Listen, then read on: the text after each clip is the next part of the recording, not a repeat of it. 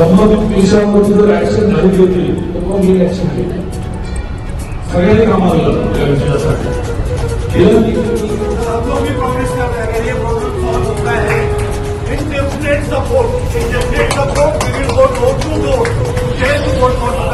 Thank you so much sir, thank you so much.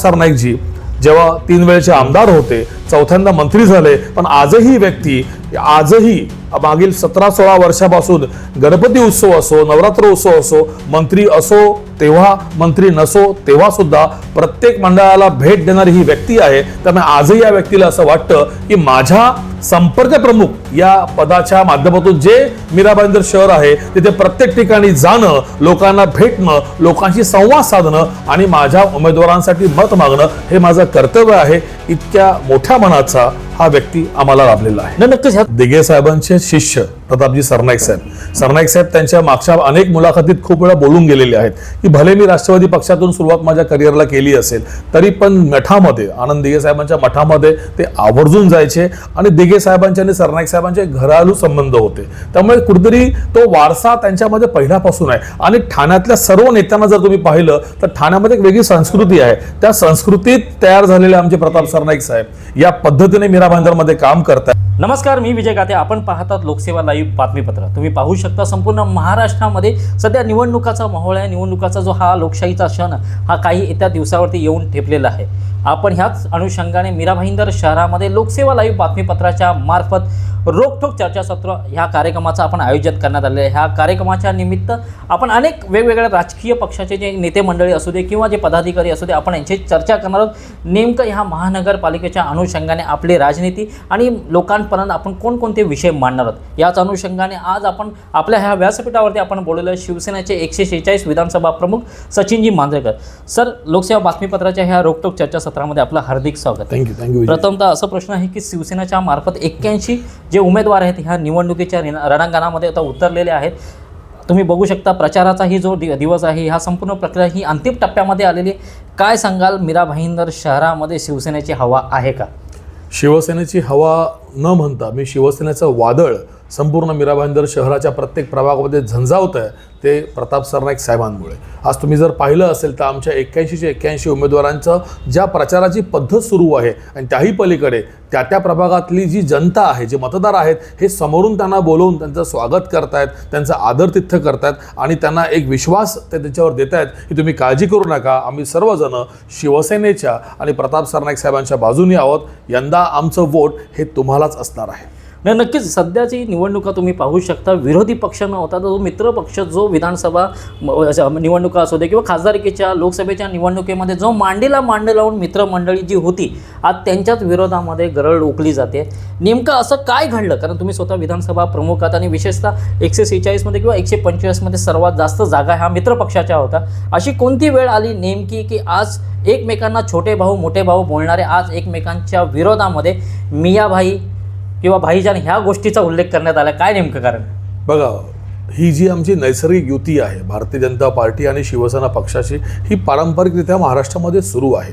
परंतु मीरा भाईंदर शहरामध्ये ज्या पक्षाला आम्ही भारतीय जनता पार्टी पक्ष म्हणतो तो पक्ष नसून एक खाजगी व्यक्ती त्याच्या मनमर्जीप्रमाणे तो पक्ष चालवतो आणि हे माझ्यापेक्षा त्यांच्याच पक्षातले सर्व नाराज पदाधिकारी आज अतिशय मनमोकळेपणाने प्रत्येक तुमच्या संवाद मालिकेची संवाद साधता चर्चा करतात. या ठिकाणी कुठच्याही प्रकारचं जो काही भारतीय जनता पार्टी पक्षाचे जे नीती आहे, जे विचार आहेत, जे त्या ठिकाणी तत्व आहेत, याच्या कुठेही गोष्टीवरती न चालता नरेंद्र मेहता हे त्यांच्या स्वार्थासाठी त्यांच्या पद्धतीने त्यांच्या मित्रपरिवाराला घेऊन पक्षाच्या नावाखाली ते खपवत आहेत. ही खंत या मीरा भाईंदर शहरामध्ये आहे. ह्याला विषय मांडीला मांडी लावून बसण्याचा तर भाजपासोबत भाजपाचे नरेंद्र मोदीजी, योगीजी म्हणा किंवा देवेंद्र फडणवीसजी म्हणा, यांची तत्व, यांची नीतिमत्ता आजही शिवसेनेचे सर्व पदाधिकारी, आमचे पक्षाचे प्रमुख, माझे मंत्री महोदय सर्वजण स्वीकारतात, त्याचा आदर करतात. त्याच आदरापोटी अनेकदा भारतीय जनता पार्टीला आपण आपल्याकडून एक निवेदन दिलं होतं की जेव्हा खुर्च्या वाटपा असतील, सीट वाटप असेल, ते समसमान आणि आपण ज्याला म्हणूया की सन्मानपूर्वक झालं पाहिजे.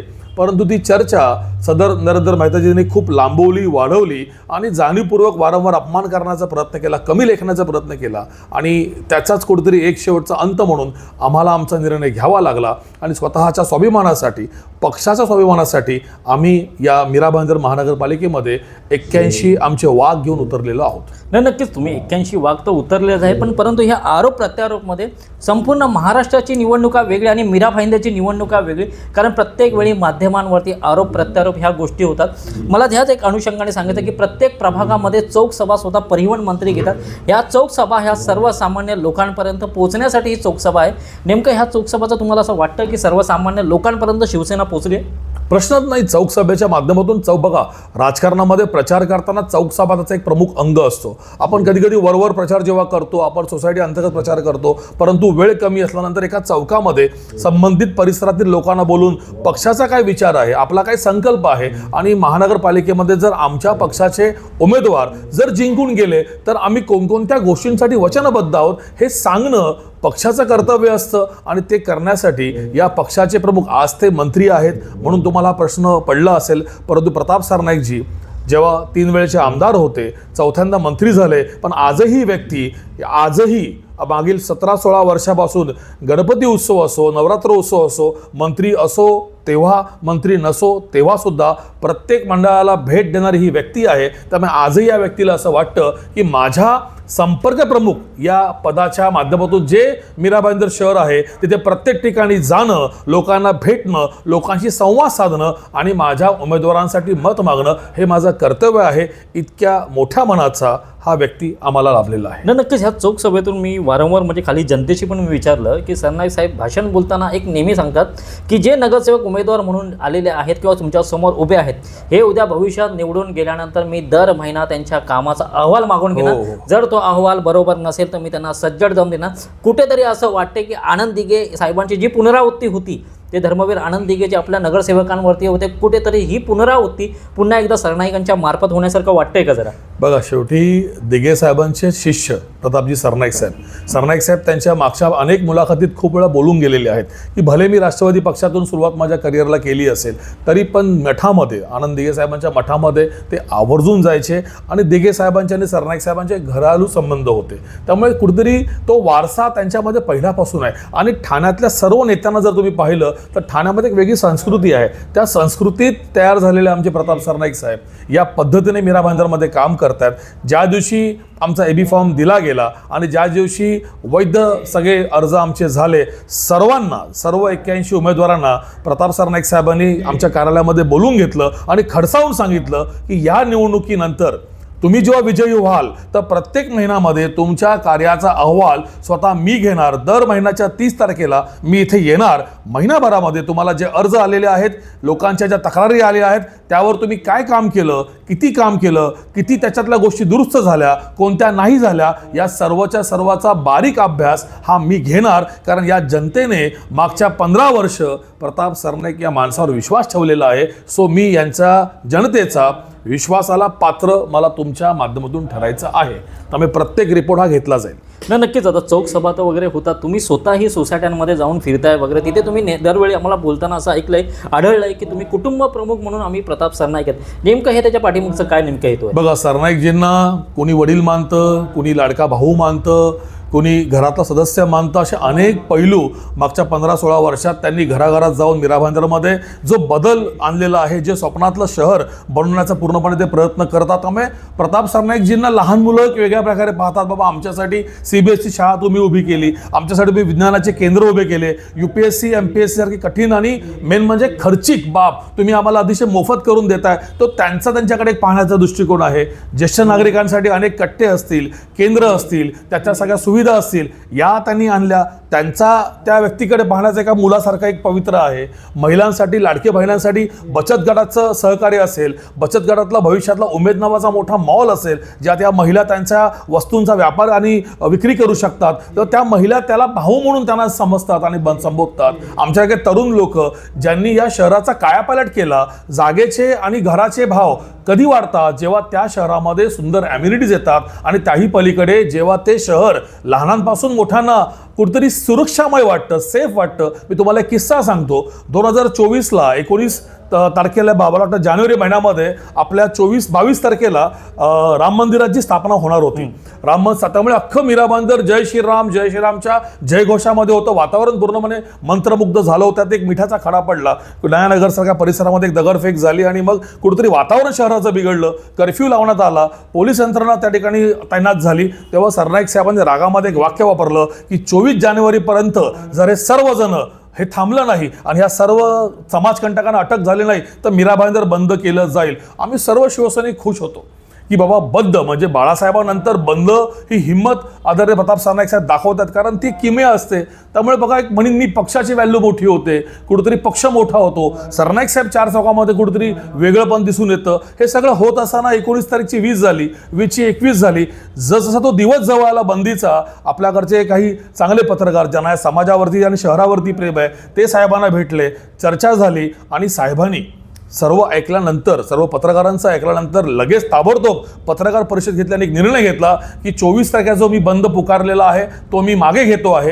कोणत्याही प्रकारचा मीरा भाईंदर शहरामध्ये बंद होणार नाही. याचं कारण जेव्हा आम्ही कार्यकर्त्यांनी साहेबांना विचारलं, साहेब कशाला तुम्ही असं केलं, कारण तुम्ही एकदा म्हटल्यानंतर बॅक का तुम्ही झालात, तेव्हा साहेबांनी आम्हाला समजून सांगितलं सचिन कसं असतं, ज्या शहरावरती मी आज आमदार आहे, ज्या शहरामध्ये मी राहतो, ज्या शहराच्या लोकांसाठी मी नेतृत्व करतो, मी हा बंद केल्यानंतर 26 जानेवारीला एक बातमी येईल मीरा भाईंदर मधला काळा दिवस. आणि हा एकदा झाला की हे मीरा भाईंदर शहर जसं आपण आज भिवंडीला पाहतो तिथे कोणी घर घ्यायला बघत नाही, कारण तिथे सुरक्षा नाहीये मुलींसाठी, महिलांसाठी, पुरुषांसाठी, आपल्या मुलांसाठी. मग असं शहर फक्त मला एक मोठेपणा मिळावा, ते बंद व्हावं म्हणून माझ्या शहराच्या लोकांना वेठीस धरणं हे कितपत योग्य आहे, कारण या शहरामध्ये अनेक लोकांनी रक्तपाणी एकवटून घर विकत घेतलंय, व्यवसाय करतायत, दुकान विकत घेतलंय. मग ह्या सर्वांचा विचार करणं हे माझंच कर्तव्य आहे. या कुटुंबाचा मी कुटुंब प्रमुख आहे. सो फक्त एका बंदाच्या नावाखाली पक्ष कुठेतरी मोठा, कुठेतरी एक वलयामध्ये येईल, माझं नाव कुठेतरी मोठं होईल म्हणून सर्वांच्या आयुष्याचं पाणी करण्याचा अधिकार मला नाही. मी माझा बंद पाठी घेतो. ज्याला जे म्हणायचे ते माझ्याबद्दल म्हणू दे, कारण मला माझ्या लोकांची काळजी आहे. या मीराबाई शहराला जोपर्यंत मी आहे काळा दिवस मी कधीही होऊन देणार नाही. नक्कीच. आता ही जे तुम्ही मला जी गोष्ट सांगितलात, खरं म्हणजे शहरावर प्रेम करणारा हा नेता आहे. 24 तारखेचा तुम्ही उल्लेख केला. तुम्ही बघू शकता की मीरा भाईंदर शहरामध्ये भाषिकवाद, प्रांतिकवाद, जातवाद ही मीरा भाईंदर शहरातून बाकीचे राजकीय नेते येऊन इथे करतात. हिंदू मुस्लिम वादासाठी तुमचं जे मित्र पक्षात घेतलेले ज्येष्ठ वरिष्ठ नेते इथे मीरा भाईंदर शहरामध्ये येतात, प्रक्षोभक भाषणं देतात आणि त्यानंतर गदारोळ उडतो. परंतु एक आनंदाची गोष्ट म्हणजे ह्याच्यावरच एक मात देऊन सरनाईकांच्या एका शब्दावरती जी मुस्लिम बांधव आहे, कारण ह्यात मीरा भाईंदर शहरामध्ये गाईला राज्यमाताचा दर्जा दिला होता. यानंतर मुस्लिम बांधवांनी पुढाकार घेऊन सांगितलं की गोमाताचं हे जे गोमांस आहे हे इथं विकलं जाणार नाही. याला कुठेतरी आम्हालाही वाटतं की ह्याला नेता म्हणावा. एका ठिकाणी कायदा आणि सुव्यवस्था शहरामध्ये अबाधित राहावी आणि ह्या संपूर्ण गोष्टी कुठेतरी हिंदू आणि मुस्लिम आतापर्यंत मांडीला मांडी लावून बसणारा, ह्या शहरामध्ये शांततापूर्वक जो वाढणारा होता, एकत्र राहणारा होता, कुठेतरी त्यांची माते फिरवणारी हे जे राजकीय मंडळी येतात यांना कुठेतरी वचक बसावी ह्यासाठी हा त्यांनी पुढाकार घेतलेला असावा. तुम्हाला काय वाटतं याबाबत? बघा, तोच दिवस आमच्या सर्वांसाठी खूप असा आनंदाचा दिवस होता, कारण खरंच म्हणजे अगदी आमच्या मुस्लिम बांधवांनी जे इतके वर्ष गुण्यागोविंदाने या शहरात राहतात, या महाराष्ट्रामध्ये आपण राहतो, या महाराष्ट्रामध्ये गाईला गोमाता दर्जा दिलेला आहे, तर आपण सुद्धा त्याचं ते नाही केलं पाहिजे. आपण ते गोमांस नाही विकलं पाहिजे. आणि नुसतं ते नाहीत, ज्यांची तुम्ही आता उल्लेख केलात त्यांच्यासह त्यांनी सर्वांना तो प्रचार प्रसार केला त्या समाज की आपण गोमांस इथे विकता कामा नये, कारण या महाराष्ट्राची संस्कृती आपण जपली पाहिजे. या महाराष्ट्रात या गाईला आता एक राज्यमाताचा दर्जा दिलेला आहे, तर आपण त्या GRचा किंवा आपण त्या निर्णयाचा आदर केला पाहिजे. अजून काय पाहिजे, जर मुस्लिम समाजासारख्या लोकांच्या मनामध्ये आमचे प्रताप सरनाईक साहेब जाऊन घर बनवू शकतात तर ह्यालाच परिवर्तन म्हणतात. हे शहर, हे स्वप्नांचं शहर जे जात पात पंथ आणि भाषाच्या पलीकडे जाऊन प्रताप सरनाईक साहेबांनी ठेवलेलं आहे आणि म्हणून प्रत्येक शिवसैनिक त्यांना कुटुंब प्रमुख म्हणून संबोधतो. नाही, नक्कीच. मीरा भाईंदर शहराचा जर इतिहास बघता की इकडे बार आणि ह्या संपूर्ण गोष्टीमुळे मीरा भाईंदर शहराची जी ओळख होती ही सरनाईकांमध्ये पुसली झाली. ह्याच्यावरती कोणीही पण बोलू शकत नाही. महत्त्वाचे म्हणजे ज्या भावनांवरती आरोप होतात त्याच भावनांचा उल्लेख मुख्यमंत्री करतात.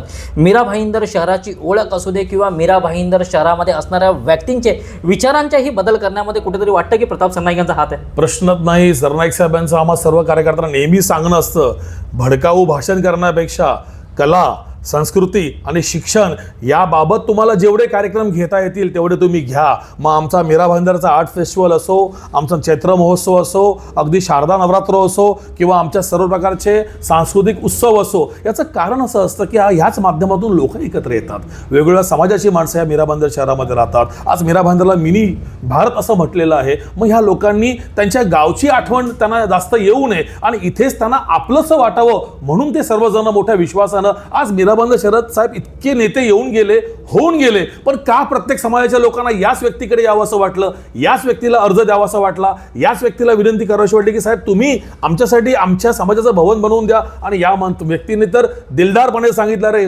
प्रश्नच नाहीये, तुम्ही या शहराचे नागरिक आहात, तुम्ही माझे आहात, तुम्ही ज्या समाजाचे आहात त्या समाजाचं भवन बनवून तुम्हाला देणं तुमच्या भविष्यातल्या सामाजिक काही धार्मिक कार्यासाठी, काही सांस्कृतिक कार्यासाठी हे माझं कर्तव्य आहे. मग एका पाठोपाठ एक मिथिला समाज असेल, बंगाली असेल, गुजराती असेल, उत्तर भारतीय असतील, अगदी साऊथचा समाज असेल, प्रत्येक समाजाला. त्याचपेक्षा काय, काल तामिळ समाजाची माणसं साहेबांकडे आली होती पक्षप्रवेश करण्यासाठी. त्यांनी न मागता साहेब बोलले तुमच्या मनामध्ये आहे की नाही तुमच्या समाजाचं भवन झालं पाहिजे. सगळे तामिळ समाजाची माणसं खुश झाली, बोलतो हो साहेब दिलं.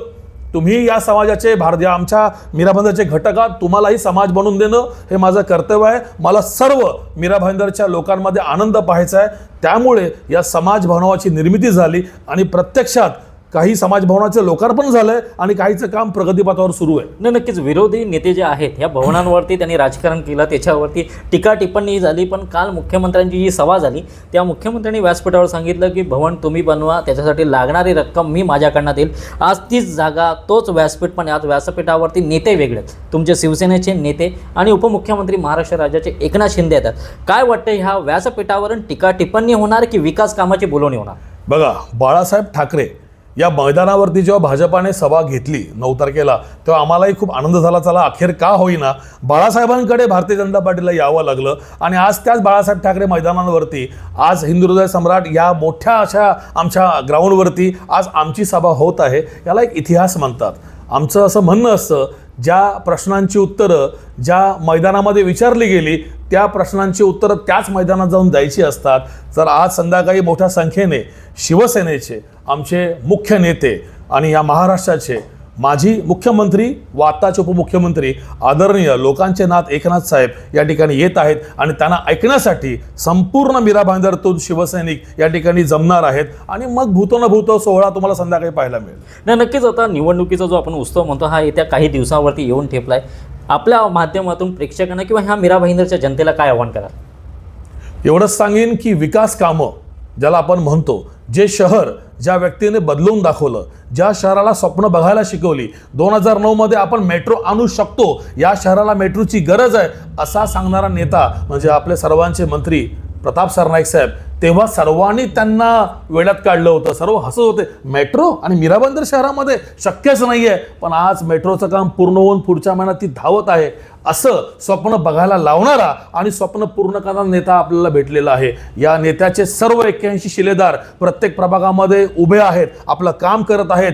नेत्याचे प्रताप सरनाईक साहेबांचे हात मजबूत करण्यासाठी आणि आजवर या 17-16 वर्षाच्या प्रवासामध्ये ज्या पद्धतीने मीरा भाईंदर शहर बदललेलं आहे, सुंदर बनत चाललेलं आहे, ऐतिहासिक वारसा जपत आहे, अजून या शहराला तुमच्या पुढच्या पिढीसाठी, तुमच्या मुलाबाळांसाठी अजून सुंदरपणे घेऊन जाण्यासाठी शिवसेनेच्या 81च्या 81 उमेदवारांना तुम्ही नगरसेवक नगरसेविका बनवा. संपूर्ण जबाबदारी ही प्रताप सरनाईक साहेब आणि आम्ही सर्व कार्यकर्ते घेतो. तुमच्या विश्वासाला, तुम्ही आमच्यावर ठेवलेल्या अपेक्षेला तडा सुद्धा जाऊन देणार नाही. किंचितभर हे वचन तुम्हाला देतो आणि सर्वांना विनंती करतो की 15 जानेवारीला आवर्जून मतदान करा.